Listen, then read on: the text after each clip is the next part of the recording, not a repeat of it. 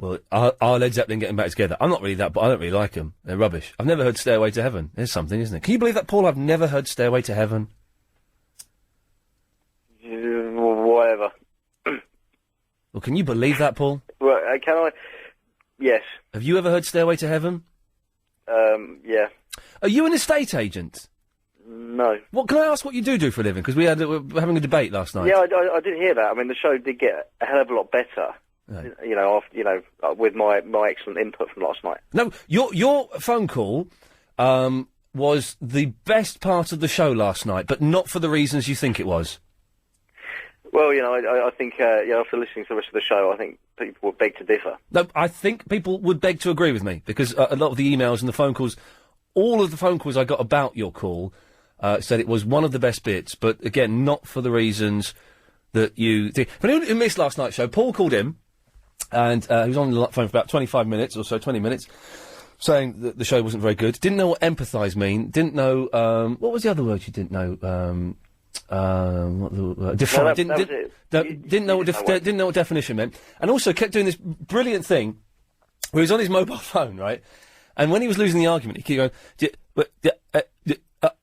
and then put the phone down, right? But the thing that Lady Alex spotted was, when he was doing that, and pretending his signal was going, we could still hear the traffic in the background. That never broke. That signal never broke. So. Can you do it again now? Can you do it again now, Paul? Pretend your signal's going. That's exactly what he's doing. That was exactly what he's doing. Anyway, Paul, what can I do for you? You've called in again tonight. Good sport. What can I do for you? Well, yeah, I just wanted to make sure that you actually now know what the meaning of empathy was, because you clearly didn't know last night. Okay, no, Paul, as I said last night, I don't know what empathy means, so could you tell me, please? Okay, well, I've got a few examples for you. Since empathy involves understanding the emotions of other people, I thought I'd just characterise it for you. Okay, well done. Okay, you ready? Yeah. Okay. I sense that Iain is feeling annoyed. Right. Okay, so it's via facial, vocal, or postural expression. Right. So, Paul, could you do it, Paul, sorry, can I ask you a favor? Could you do it without reading it? No. So you have to read it? I have to read it, yeah. You have to, let's just get this right. I've done it especially. Let's get this right. So the word empathy, that you couldn't, the only way you could define it last night was by saying it slower, which as we know isn't a definition. The only way you can define it now is by reading it. Have I got that right? Well, you had me on the spot last night. What, by asking you to define a word that you used in an incorrect sentence? I managed to get from just outside Southend to Greenwich. I'm not interested while I was on the phone to you. That bears no relevance to our conversation. I had to concentrate on my driving, not... No, but if the thing is, Paul, really if you're going to use words, and if you're going to argue with people, and if you're going to criticise people, it is important, as I said last night, and you must know this, it is important to know what those words mean, because... I wasn't criticising, it was constructive criticism. Well, that's criticising. Well, no, it's not. Well, hang on. Anyway, look, do you hang on. No, I don't. No, I don't. So you're saying that constructive criticism isn't criticising people? It's constructively criticising. So it's criticising people, isn't it? Yeah, I guess so, yeah. Well done, okay. Yeah, I'll let you have that one. Well, thank you. The thing is, if you are criticising people, it is very important that you use the right words and you know what those words mean, because otherwise it can be very dangerous and it can lead to misunderstanding. And you used the word empathise in the wrong context, and you couldn't define it. When I asked you to define it, all you would do was say the word empathise slowly, as though that was in some way a definition, when it wasn't. It was just repeating the word. So now you've looked up the word. Well done. That's good. In fact, G-Man phoned up Chris and defined empathise. It took him two goes. He did a good job. All right, I'm talking to Chris. And he defined empathise better than Paul, because Paul didn't know it. But Paul, you've looked it up. Well done, and that's good. He probably looked it up himself. Doesn't matter. You've looked it up, and so you've bettered yourself. So let's hear you using it. If you could do it without reading it, that would be great, because otherwise that's slightly dull radio. But if you need to read it, I'll make an exception, and away you go, lad. Goodbye. Okay, right. So so if we start over, yeah. Okay, so I sense Iain is feeling annoyed. Okay, that's postural expression. Okay. What's postural expression? Well, look, do you want me to finish this? No, we're going to do this, and if you're going to read it, then you've got to indulge me slightly. Well, I'd have to look it up. So, you're saying stuff, Paul. What do you think postural expression means? See, maybe I could be your empathy correspondent, and I could come on and tell you what these things are. No. What do you think, and this is an easy question, what do you think postural... What was the phrase again, sorry? Postural expression. What do you think, because you've taken the time to read this... What do you think postural expression means? And I'll give you a clue. It's very easy to work out. Yeah, okay. All right, let me put that into my search engine quickly. Okay, he's going to look it up. Well done. Hang on. If you're going to look it on the internet, Paul, I'm not interested. I want to know if you actually know what you're reading. Because if you don't, then I'm going to ask you to put the phone down and go away. Because there's no point in you reading something that you don't know what it means. You're losing the argument, which is why you're doing this. Paul, there is no argument.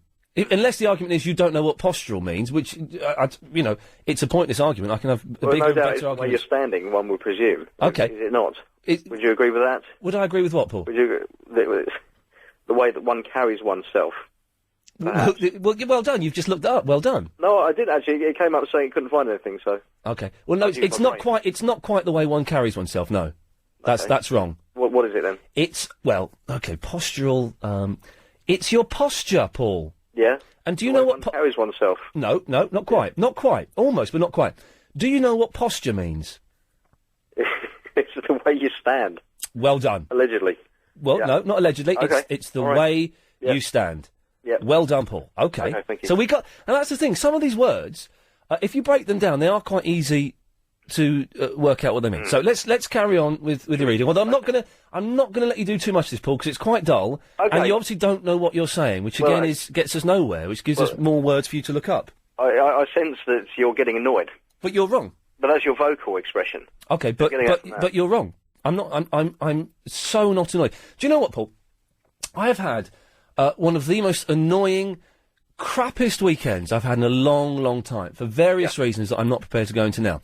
So, talking to someone about the definition of the word empathy, believe you me, is not going to annoy me or affect me one little bit. I'm just trying to pass the time. Okay. Okay. Well, anyway, do you wish me to continue, or not really? But not really. But let's see how much further we can go with this, because it is slightly dull. We did this trick last night, Paul, and we did it excellently. And you're taking it no further. I was hoping to try and add a little bit to it. Well, but by what, Paul? You're losing, and no. So you're choosing to argue with me instead. Well, no, I'm not losing. The thing is, you're adding nothing, because what you're doing is you've written or you've copied and pasted a nice little bit off the internet, but you don't know what that means. This is your attempt to. You can't define a word or understand what a word means by using other words that you don't understand what they mean. That's obvious, isn't it? Isn't it? Is John Gaunt on? He's on TalkSport between 10 and 1, Monday to Fridays. Yeah, that's a shame. I've missed him. Yeah, well... I'll have to tune into that tomorrow morning, Yeah, please do. But, again, Paul, it takes us back to the question... It takes us back to the question yesterday that was raised. Why listen to a show that you don't like? I never said I did. Yeah, I missed the first hour, right, which apparently was quite good. Right, okay, but I'm talking about this show specifically, because you're just implying there that you'd rather be listening to John Gaunt. The implication being, and if I've got this wrong, I apologise, the implication being you don't like this show, but you like John Gaunt's show. Now, John Gaunt does a fine show, and of course that's great that you like him. Show, doesn't he? He does do a cracking show. But the implication is that you don't like this show. So I do have to ask the question, why listen to a show that you don't like? Well, of course I like your show. Otherwise I wouldn't listen, would I? Well, I don't know. This is what I'm trying to find out. It just struck me as odd then that you put in what I perceived to be a little dig about John Gaunt. I don't quite understand what the relevance of that was. Well, I mean, you know that John Gaunt isn't on now. So why mention that? What was the meaning behind that statement, Paul? Well, look, I understand, Ian, that you're sort of going with a backhanded apology here, so, I accept your apology. Well, there is no apology, but do feel free to accept... We can move on from there. No, we can't. We can't. I mean, there is no apologies, but feel free to interpret it any way you want, because we're beginning to learn your grasp of English is very poor. But I'm gonna press you on this point, Paul. I don't get what the reference to John Gaunt was there. Why were you dropping that in? Yeah, I don't know. Well, Paul, listen, if you're saying stuff in a conversation that you don't know why you're saying it, I am going to say goodnight to you, mate, all right? Goodbye. Thank you. There we go. That was, and there was 25 minutes of that yesterday. It was better yesterday. He's tried to capture the magic and it's not worked. Jackie! Hello, Ian. Hello, Jackie. That was fun, wasn't it?